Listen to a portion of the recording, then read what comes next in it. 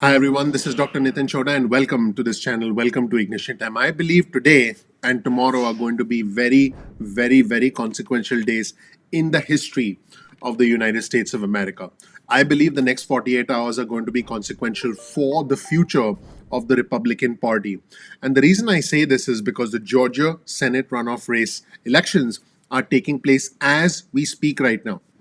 In addition, tomorrow is when Congress meets to certify the results of the Electoral College vote count. And we know that Senator Ted Cruz from Texas, there he is. Hello, Senator Cruz. And Senator Josh Hawley from Missouri, there he is. Hello, Senator Hawley. They are both going to be opposing, along with other Republican senators.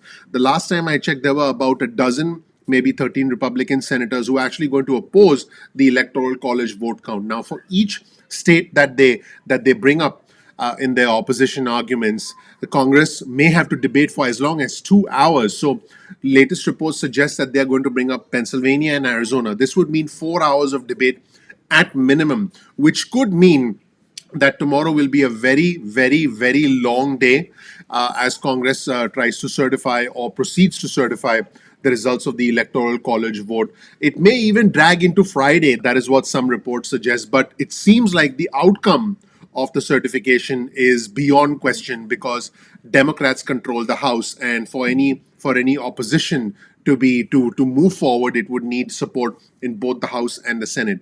So this is going to be, I believe that the outcome is inevitable. We'll wait and see what happens. I believe this is an exercise in political alliances, in political power, and this is Senator Josh Hawley and this is Senator Ted Cruz trying to lay claim to supporters of President Trump, trying to say, I'm the mini me, I'm Trump 2.0. That is what I believe is happening, and we'll have to wait and see what happens. But this is quite a situation. Let's get into some news surrounding the Georgia Senate runoff races. Some highly unusual news. I'll let you be the judge for yourself, and I'll also highlight the historically high turnout in the state of Georgia. Right now on your screen, you see a tweet from President Trump where the president says that there are reports of discrepancies emerging in Georgia, which is quite interesting because in a follow up to the president's tweet, somebody commented, Jacob Rubashkin commented, and Jacob Rubashkin is a reporter and analyst for Inside Elections, formerly with NBC News and CNN. And Jacob said, getting out the vote by telling your supporters the election machines are rigged and not working and that their votes may not be counted. The president is doing some rather interesting things here, and there actually have been reports. And by the way, I'll be highlighting those reports and showing you video clips on my channel. Is the president actively trying to sabotage the Republican Party? I know it sounds unbelievable, but this I'm going to quote someone else who actually said this in what sounds hard to believe, but could there be another calculation at work here? Let's move on to the next tweet, and this one is even more interesting because again this has an impact on what happens in the next 48 hours. The tweet from the president of the United States says the vice president has the power to reject fraudulently chosen electors. The problem is that's not true, because if you saw my video yesterday, I highlighted essentially the two statutes, the two laws which govern what the vice president can do and cannot do. The vice president is essentially a symbolic figure and he has to follow the letter of the law as laid down by the Constitution. I did cover this in more detail in another video on our channel yesterday, so definitely check out that video. As you can imagine, the response was quite swift. Here's a response from Andrew Feinberg, who's a reporter covering Capitol Hill. Andrew writes, said no serious constitutional scholar ever. Seriously, the vice president does not have any such power. And Andrew Feinberg says the president's tweet is simply delusional. Jim Acosta from CNN, who is the president's best friend and who probably hangs out with the president and eats Big Macs, as I'm sure you would agree with, not because we know that the president does not like CNN. But Jim Acosta simply said, fact check, false. Here's a tweet on your screen from Chamat Palihapitiya, who actually is the chairman of Virgin Galactic and the CEO of Social Capital. Virgin Galactic is a company that I do invest in. Chamat said something super interesting. By the way, he's a billionaire chairman. He said there will be a viable third political party in the US by 2030. And he's not the only one who believes that. There have been calls for a third political party from a major former Republican senator. And I'm going to highlight those on our channel as well. So Chamat writes, and again, this is a well-known figure, a billionaire investor, chairman of Virgin Galactic. There will be a viable third political party in the US by 2030, centrist, pragmatic, and cuts through the BS. The current system is so broken, you can only support it through a combination of willful blindness and stupidity. What Chamath is saying is if you're hardcore on one side, it's because of willful blindness or stupidity. So wow, pretty interesting comment. Let me know if you agree with Chamath's comments in the comment section below. And again, you'll find a link to all these tweets in the description section below. Jake Sherman from Punchbowl News responded, would take the other side of this bet. Pretty fascinating. Maggie Hamerman from the New York Times, who, by the way, has done many extensive interviews with the president, and the president has taken shots at the New York Times despite that. So the president has a rather interesting relationship with the New York Times, where the president criticizes the failing New York Times, but yet gives time or has given time to Maggie Haberman from the New York Times. So Maggie Haberman writes, the president on Twitter lying to his supporters about what's possible. In another tweet, this is from John Bresnahan, also with Punchbowl News, like along with Jake Sherman, co-founders actually. There's no reason to believe this is accurate. There's no precedent for any mechanism for the VP to independently determine that a state's electors have been fraudulently chosen. And back to Andrew Feinberg, who we referenced earlier, who's a reporter covering the Hill. Andrew Feinberg says, and he's quoting an article that was published in another publication, President Trump's 80-minute airing of grievances may have put Reverend Raphael Warnock, and John Ossoff, who are the Democratic challengers to the two Republican incumbents, Kelly Loeffler and David Perdue, in Georgia today, might have put them over the top in Georgia, according to individuals who weren't very happy with the way the president's rally went. The president did spend a significant portion of time in the rally airing his grievances about the election, as opposed to essentially plugging the Republican senators. So when you look at the whole rally, and I didn't cover the whole rally on our channel because I was waiting for the rally to finish. This would give me time to analyze it. The president did spend a significant amount of time talking about the irregularities that he believed to be existed with the election. And in a clear indication that the Biden presidency is going to be determined by the outcome of what happens in Georgia. I did read some reports saying that the results could take 10 days to come in, but I have seen other reports suggesting that the results could be in by tomorrow. But again, in another indication that Georgia is so important to a Biden presidency, you'll see this article on your screen from Bloomberg, which reads, Biden presidency to be shaped before it starts by Georgia races. Democratic Senate would help advance the Biden legislative agenda. Republicans could block cabinet appointments and judicial picks. In short, if the Democrats control the Senate, number one, they decide what comes to the floor of the Senate for a vote, because we know whatever the Democrats want in the House will happen because the Democrats control the House, although it is a much narrower majority.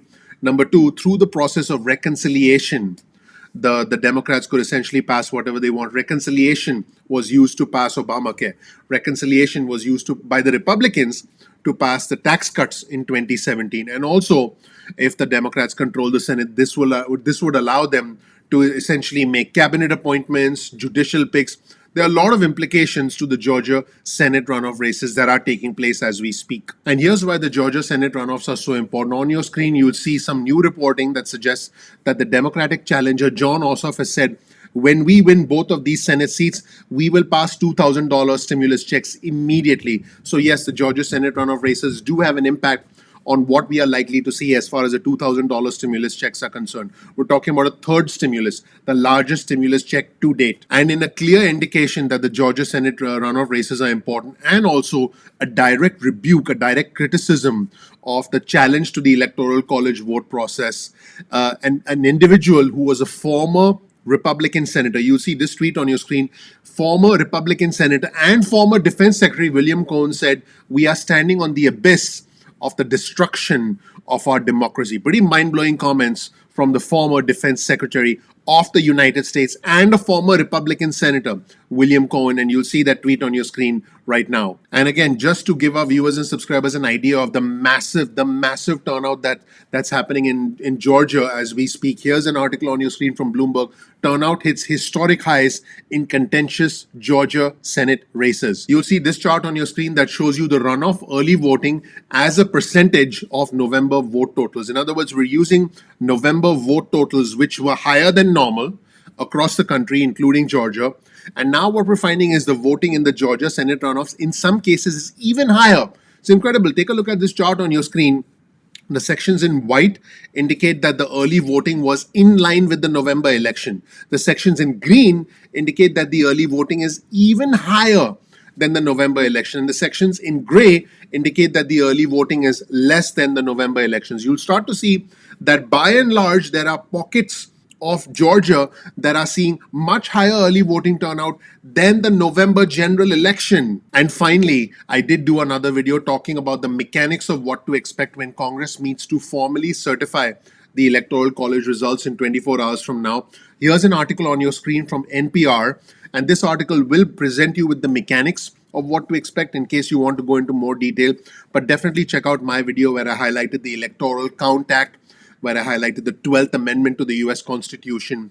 The bottom line is the Vice President of the United States, who's the President of the Senate, basically has to do what is required within the letter of the law. By the way, this is not something that the president said at the start of this video. So the president's tweet contradicted what I'm saying, and that in turn was contradicted by other reporters. But in case you want to dig deeper, in case you're a nerd like I am, check out this article which lays out the mechanics of what's likely to happen during a challenge to the Electoral College certification process, which is going to take place tomorrow, thanks to Senator Ted Cruz from Texas. Hello, Senator Cruz, and Senator Josh Hawley from Missouri. Hello, Senator Hawley. These guys are going to be in the news tomorrow because they're going to be contesting the election. So here's the bottom line. Both the House and the Senate must agree. Both the House and the Senate must agree to uphold an objection to the results. I'm going to repeat this again. Both the House and the Senate must agree to an objection to the results. Now, who's the leader of the House? Who's the Speaker of the House? House Speaker Nancy Pelosi. House Speaker Nancy Pelosi is the House Speaker. Who's the leader of the Senate? Senate Majority Leader Mitch McConnell. There he is. The Senate Majority Leader Mitch McConnell, at the time I'm recording this video, has been encouraging individuals to not object. House Speaker Nancy Pelosi and the Democrats will not object to a Democratic president. So once again, both the House and the Senate must agree to withhold the objection. The Democratic-controlled House is not going to vote to object to the Electoral College certification process of a Democratic president, which means that what is going to happen tomorrow, the drama that will happen tomorrow, the news stations that will blow up, the long hours that we are expected to see tomorrow on the floor of the Senate. We're expected to see, live videos of Ted Cruz objecting. Guess what? In the end, it's not going to change the inevitable because of the law and because of the fact that Democrats control the House. So that's it, everybody. Let me know what you think in the comment section below. You'll get a link to all of our resources in the description section below. That's it, everybody. Thank you so much for watching. My name is Dr. Nitin Choda with Ignition Time. If you don't know anything about me, please check out my video right here. You'll learn more about who I am, what my journey has been like, and why you should listen to me. On this channel, the Ignition Time channel, it's not important whether you're red or blue. For me, it's not about the red or the blue. It's about the red, white, and blue. I'm not Democrat. I'm not Republican. I'm American. We are all Americans first. You'll get different types of information on this channel. You're not going to get the regular kinds of information.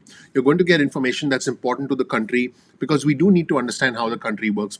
That in turn impacts the economy, and by extension, this impacts our money. On this channel, you'll hear about the country, the economy, and about our money. We release videos at 2 p.m. East Coast time most days of the week. That's 2 p.m. East Coast time most days of the week. Please get your cell phone out, send a text message with the word ignition or with the word time, and send that to 70,000. That's 70000. You'll get added to our SMS alerts list moving forward. You can also get added to our email list. Simply go to ignitiontime.com/alerts. That's ignitiontime.com/alerts, and you'll get added to our email list going forward. You can opt out of the SMS list or the email list at any point in time that you want. Stay in touch with us via the SMS list or the email list. You'll get important news and alerts if you're on our SMS list and on our email list. So definitely make sure you stay in touch via SMS or via email. You'll also get information about any programs that we might release in the future. Now, keep in mind that YouTube does not always send out notifications on time. Sometimes YouTube sends out the notifications late. So all I ask you to do is simply go to youtube.com/ignition time. That's youtube.com/ignition time. And then you'll be able to bookmark the homepage of our channel and then visit the homepage of our channel and watch the videos anytime you want. This way you're not dependent on notifications and you're not going to miss a single video, which is important. You can also follow us on Instagram. Our Instagram handle is ignition_time. That's ignition_time. So please follow us on Instagram. You'll get important information specifically for our Instagram community. Speaking of community, follow us on Twitter. Our Twitter handle is also ignition_time. That's ignition underscore time. It's the same handle as Instagram. You'll get breaking news and alerts from us on Twitter. One of the incredible things about the growth of our channel has been the growth of our community. I encourage you to comment below. You'll make some new friends. We are a bipartisan, we are an intelligent, we are a respectful, we are a growing community. So engage with our community. You might make some new friends. Also, please share this video with just 2 friends or family members. Just share this video with 2 friends or family members. That would mean a lot to me personally. As always, you'll get a link to all of our resources in the description section below. So make sure you check out our description section. And finally, please ignite the subscribe button. Please ignite the like button. I would really appreciate that because the name of our channel is Ignition Time. Don't forget to enable notifications so that YouTube does send you reminders when we release content. I'll do anything for a like. If you want, I'll do one of my dances.